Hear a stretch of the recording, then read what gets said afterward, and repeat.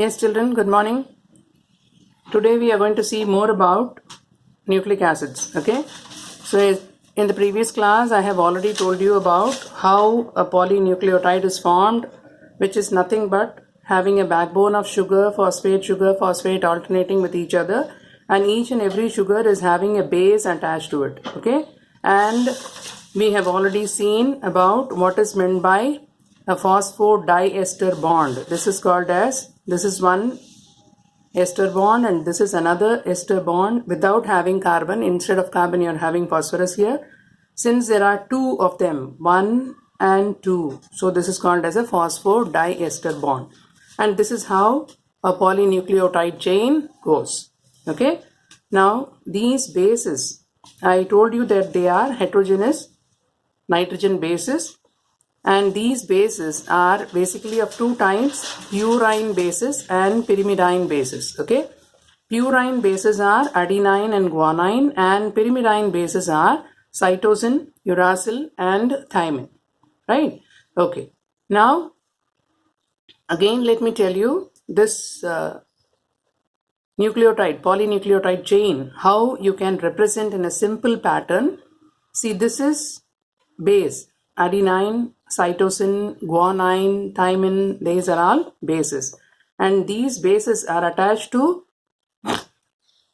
the carbon ring, and then at the third carbon of the sugar unit, ribose unit, it is attached through phosphodiester linkage to the 5' of the next sugar molecule. Okay, so that is what I have shown here. 3' of one sugar is attached to through this phosphate linkage to 5' of another sugar.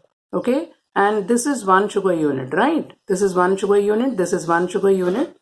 3' it attached through phosphodiester linkage to the 5' of another sugar. Again, 3' of this sugar unit is attached to 5' of another sugar unit through a phosphodiester linkage, right?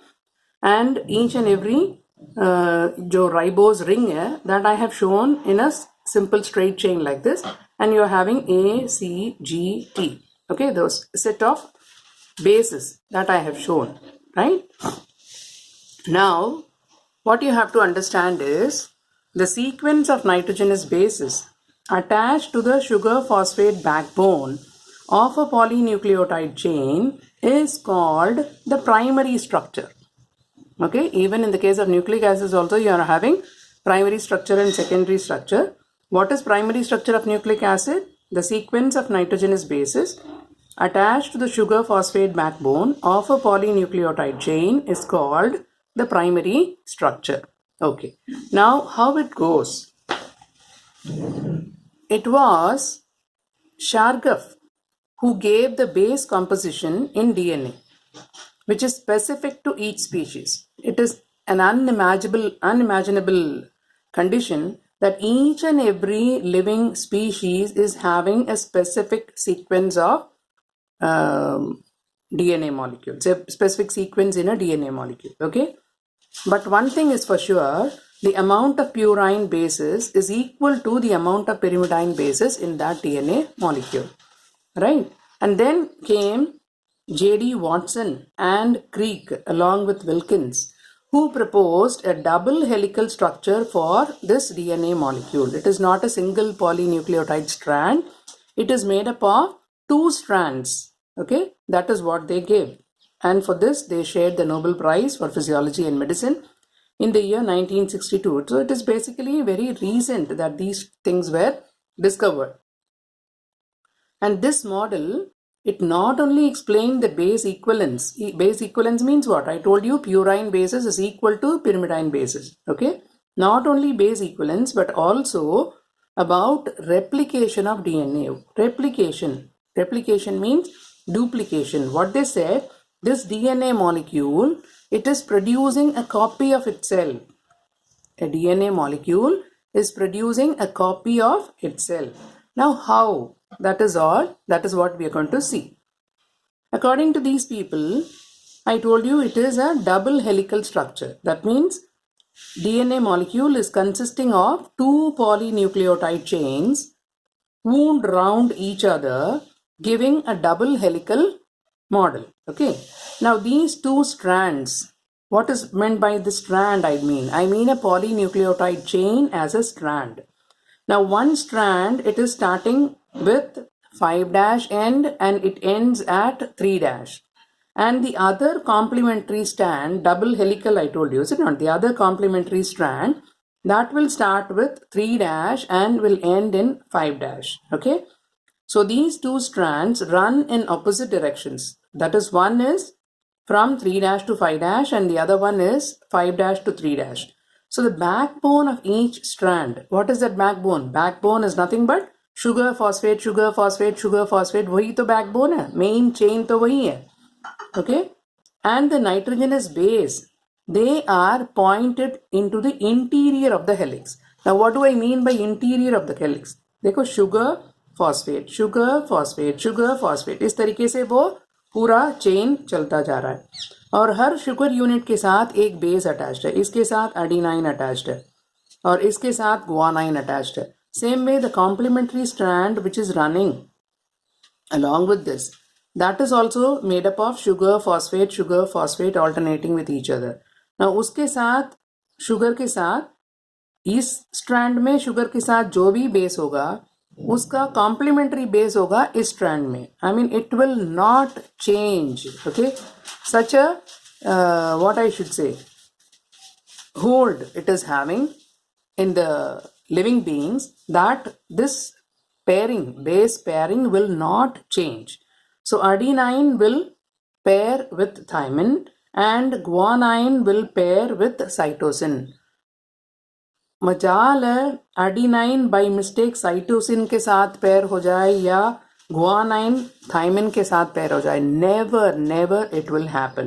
Okay, that is what is God's creation, right? This is what I have shown in detail here. If it is adenine in one polynucleotide chain, then in the complementary strand it will be thymine only. Okay, it will not change. So this is the beauty of this DNA molecule. Now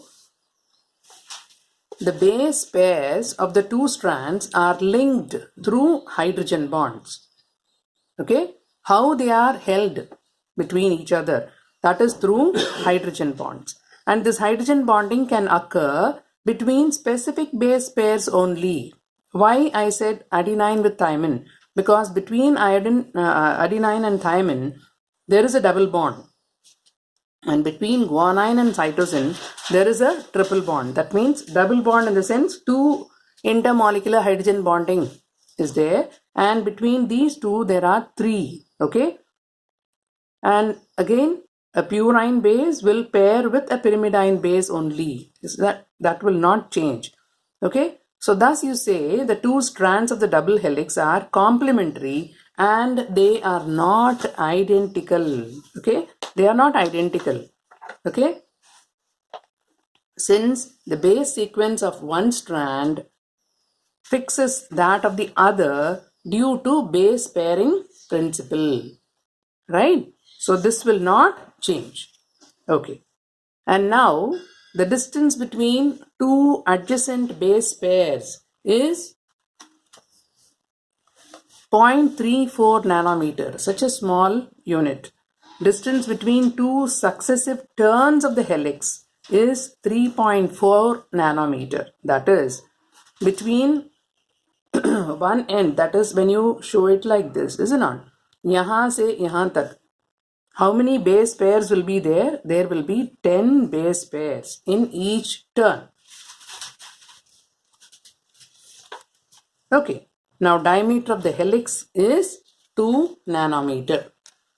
Now let me show you this intermolecular hydrogen bonding in depth. Now look at this.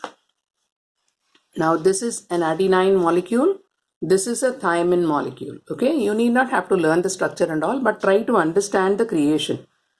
Adenine के साथ जो nitrogen है, that is bonded through hydrogen bonding to the hydrogen of thymine molecule at this position. Okay, and again NH2 of adenine is bonded to, there is a carbonyl group in thymine at the second position. Now through this there is again intermolecular hydrogen bond. So that's what I told you. A with T, there are 2 hydrogen bonds. And look at with cytosine and guanine, there are 3 intermolecular hydrogen bonds. Is that clear? That is why the base pairing is adenine with thymine and guanine with cytosine, right? So this is how, in simple terms, they are showing adenine, thymine, guanine, again adenine, whatever it may be the basis. This is there in the polynucleotide chain, and the complementary strand will have, just following the base principle, it will be thymine in the other strand. Then if it is thymine here, it will be adenine in the other strand. If it is guanine, it will be cytosine in the other strand. It will not change.